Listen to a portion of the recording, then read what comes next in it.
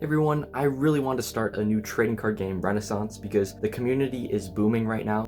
You know, the indie TCG scene has so many new card games coming out. A lot of creators like Chaos Galaxy are creating series on how they make card games and starting new games, and even I'm doing that too. So this is one of the best times to make a card game and get yourself out there. And I want to create this new idea of a new TCG renaissance, a new way to look at making card games. Because if there's going to be a lot of card games out there, I want them to be really unique. I want you guys to really have fun and add a lot to the community that we haven't seen before. So I was sitting at my desk the other day and I was thinking, how could I make my new card game really unique and stand out? Because you don't just want to make a card game that has been made before, that's common. Like, why make a card game if you're just going to make it like everyone else's? What are you adding to the scene? So I adopted this idea of, if I was going to walk into a game store, what would the most ideal, perfect, fun card game that I would want to play look like that I would want to collect? And then I just was like, okay, if now that I have that creative freedom, I'm not going to make this game for other people. I'm not going to make this for money. You know, if none of that was an issue, what would that card game look like? And that is like the perfect creative foundation for making a really unique card game, because you start to be like, okay,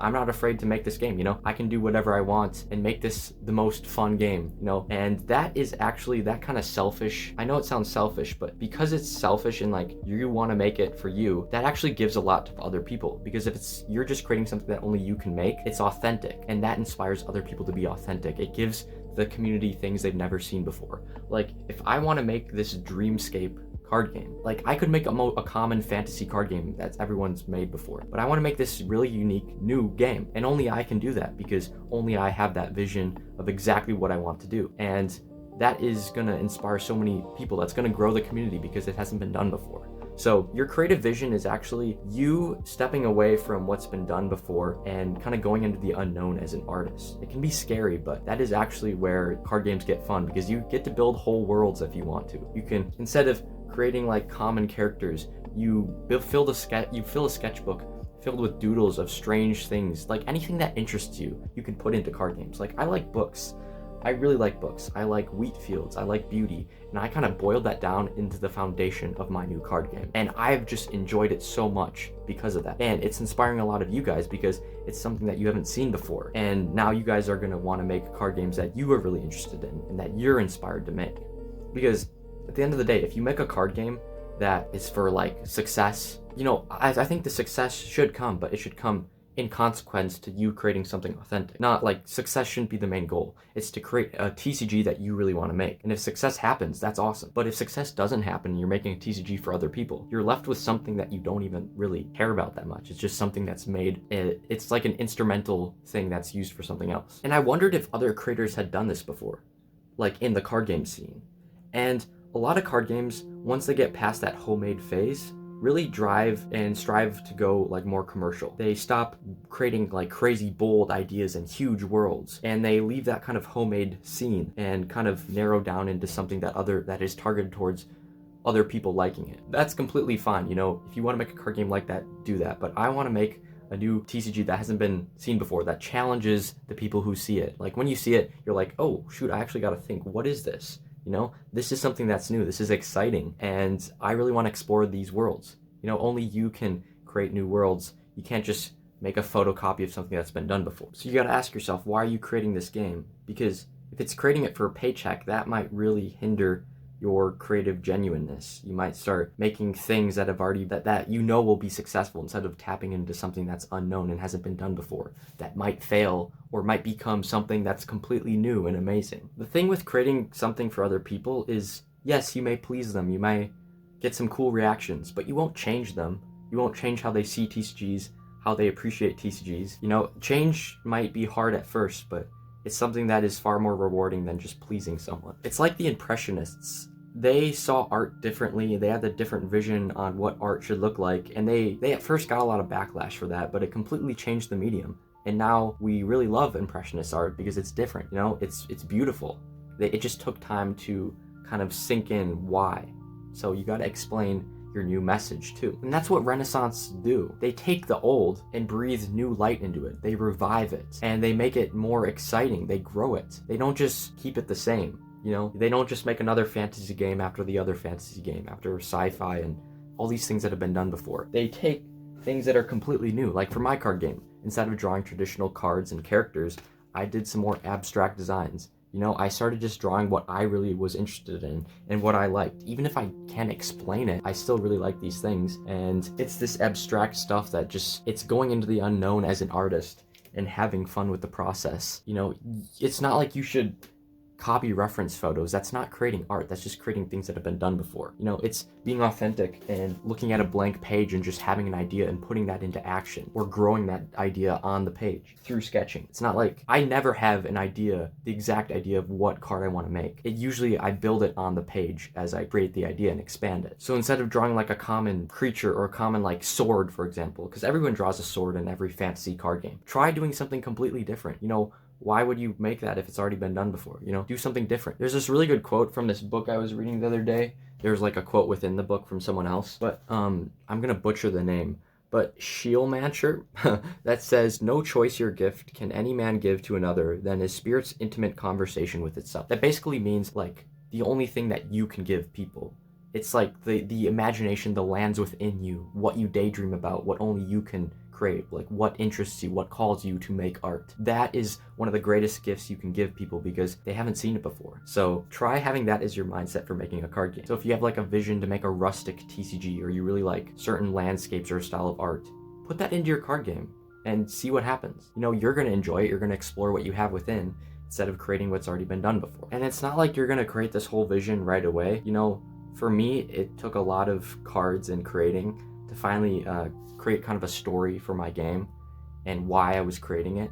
But through time, through actually thinking about it, you can create that. So start daydreaming about a world or characters or stories within your head. Like if you're in class, or if you're just on like driving, or like if you're on the train or something. Start like building a vision within your head of a world with characters that you're gonna create. So let's get into the first thing on how to really get this started. These are mainly just shifts in like looking at a card game. So the first one is craft. Instead of like, we've seen Magic the Gathering, Yu-Gi-Oh, and one thing all those games have in common is that they're made by a bunch of different people. There's not one single vision. It's more of a sporadic collaboration to create a game. The one thing that you as like a solo creator really have an advantage of is you have one single vision, and all the cards and everything you make under that is your unique world that only you can make. You can't like fill it with a bunch of artists to try to get a fragment of that world. It's just completely you. You have all the control to make a world that you want in your card game. That's why I love opening homemade trading card games compared to others. It's because like even though like the characters and creatures and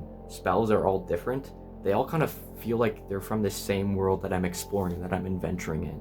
And it really inspires me to do the same in my game, to go and create something that is more distant and filled with figments of my imagination. It's like reading a book. You know, you wouldn't want a book that's written by like 50 different authors. You know, they don't capture that same message and theme or that same idea. It's that like, it's those ideas that only you have that really carry on the game, that make it smooth and flow together. So if you're watching this and you've like wanted to make like a manga or write a book for like a story, try using that story and like putting it into cards. Like try creating that vision and implementing it into cards. You know, you can do that through art too. Even though you're not writing down the words of what it is, images can still capture that meaning. All right, so now that you have your vision, we got to add devotion. So if you think about famous manga artists, you know, like Berserk, Vagabond, Vinland Saga, each panel is kind of like a masterpiece. You know, they don't look at it as like a series of books. They look at each panel as an individual piece of art. And I think that's what you should look at for card games. Instead of just making the rare cover cards of the set the best art you could do, why not do that for the whole set? Yeah, it takes time, but if you're gonna make a card game, why not use your best art? Why not put your best ideas forth? And stop like just treating some cards that like, oh, this card deserves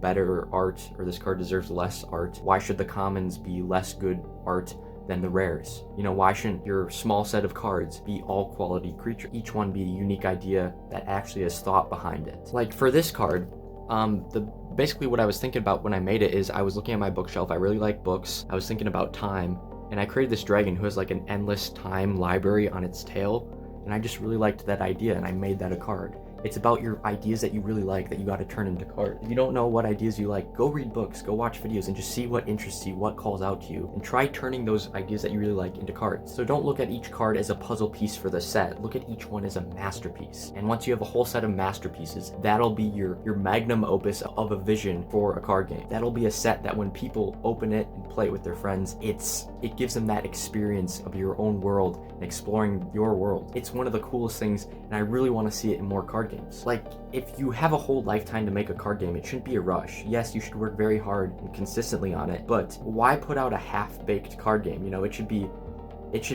a great game that you really enjoy. Like, not a single art should be something you despise. They should all be things that you really like the ideas for. That is a game that when you open it, when you like finally open that game, once you get it published, it's one of the best feelings, seeing other people, you know, play your card game with those ideas that you just love and cherish. That's something you can't get from creating a game for other people or commercially successful. That's authentic creation being enjoyed by people who like authentic creation. It's amazing. So that should be your idea for making a card game. So take out a piece of paper, write down things that interest you, kind of create like a mood board of all the things that you really like, and then try to put those into your card game. Like, set that as the foundation. I like books, I like liminal and dreamscapes, I like this type of music, I like these types of creatures and doodles. Put that as the foundation and make your game based on that, because that's your creative vision. There's a reason that's calling to you. And then write out what, like, your standard of quality. Like, write out, okay, all these cards are going to be this quality because you have to have like a why. Why are you making this game? Because as Epictetus, I was reading Epictetus for one of my classes the other day, and he was basically talking about projects and how if you don't like plan out why you're making the game, after that initial enthusiasm of wanting to make that idea, it's gonna, like, once that dies off and you don't have a why as to why you're making the game, you won't continue.